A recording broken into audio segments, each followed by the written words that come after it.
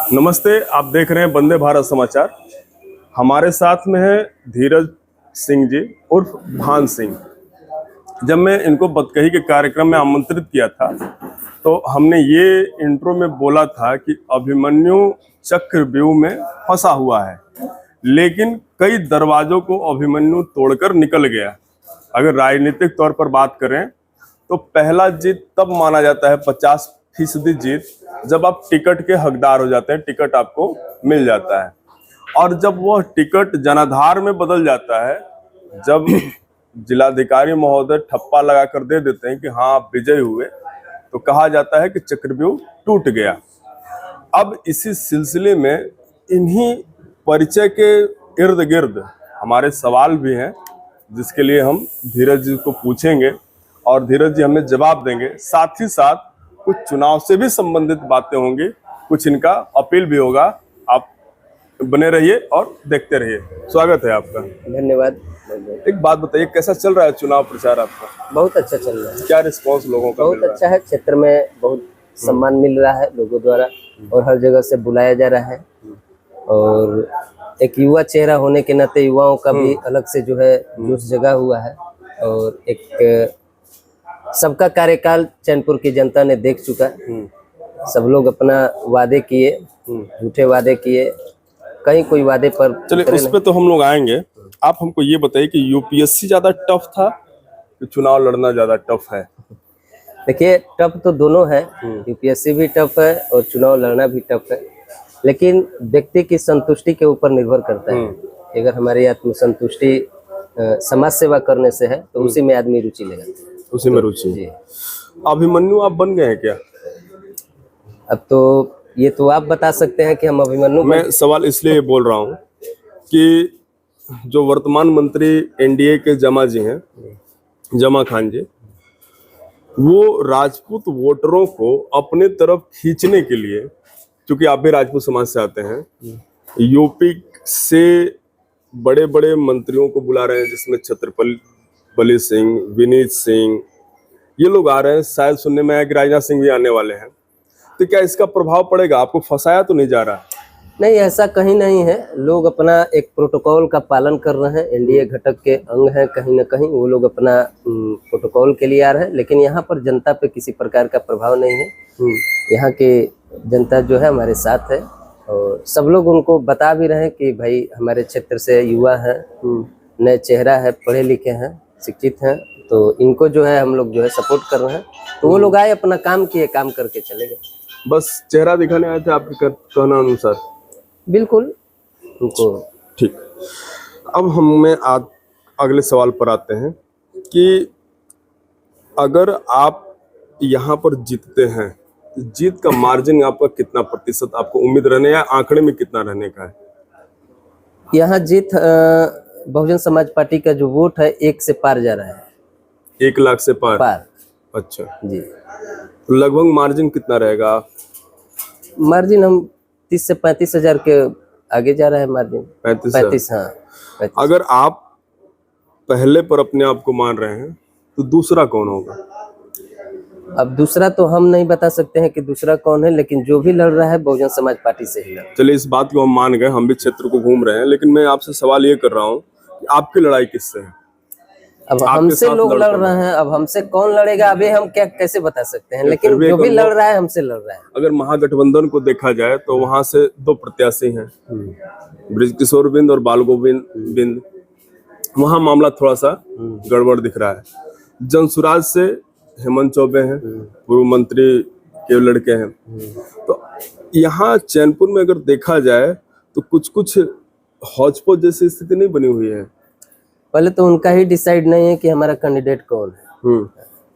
पहले वो अपने आप में डिसाइड करे कि कौन लड़ेगा। अभी ऊहापोह की स्थिति उन लोग में भी चली है, लेकिन हालांकि किसी का नामांकन रद्द नहीं या न किसी ने अपना नाम वापस लिया है। तो दोनों लोग मैदान में चुनाव लड़ रहे हैं, सब अपना अपना काम कर रहे हैं। जनसुराज का क्या प्रभाव रहेगा? वो आपको कितना? नहीं, जनसुराज का कोई प्रभाव नहीं। जनसुराज अपना जो भी मुद्दा है उस पर काम करे। जनसुराज मैंने बहुजन समाज पार्टी को कहीं से प्रभावित नहीं कर रही है। चलिए, अगर आप जीतते हैं तो 5 काम ऐसे बताइए जो चैनपुर में आपने घूमकर देखा है कि ये 5 काम किए जाने चाहिए। चैनपुर विधानसभा में सबसे पहले तो युवाओं के लिए शिक्षा, स्वास्थ्य, रोजगार की जरूरत है, प्राथमिकता है। दूसरी चीज किसान की सबसे बड़ी समस्या है, सिंचाई की समस्या। सिंचाई की समस्या के साथ साथ पेयजल की भी समस्या है, काफी तेज। हमारा एक कोड़र बेल्ट है, उस बेल्ट में जाइएगा तो जल स्तर भी डाउन हो जा रहा है, क्योंकि उस तरीके का मैनेजमेंट नहीं है। और वहाँ के किसान अभी मैंने 8 पंचायत के लोगों ने एक साथ बखारी देवी में वोट बहिष्कार की बात कही। हाँ, मैं इस पे भी आने वाला था।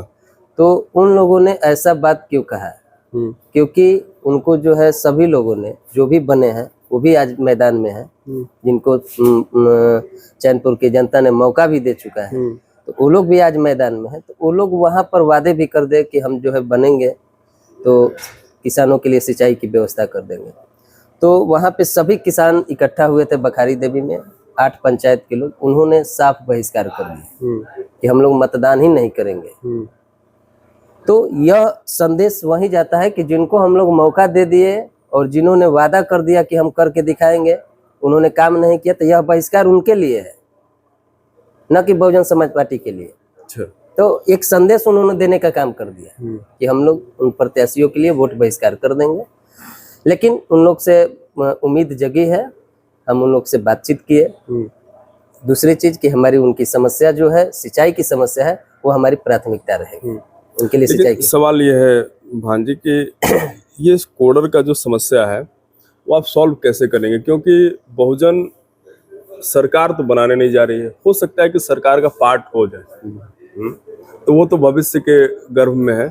तो इस समस्या को आप सॉल्व कैसे कर पाएंगे? देखिए, बहुजन समाज पार्टी सरकार नहीं बना रही है, ये तो बात आप कहे, लेकिन बहुजन समाज पार्टी के बिना किसी की सरकार बनने वाली नहीं है। बहुजन समाज पार्टी के सहयोग से ही अगर किसी की सरकार बन पाएगी तो बन पाएगी। और बहुजन समाज पार्टी इस बार जो है 25 से 30 सीट लाने जा रही है।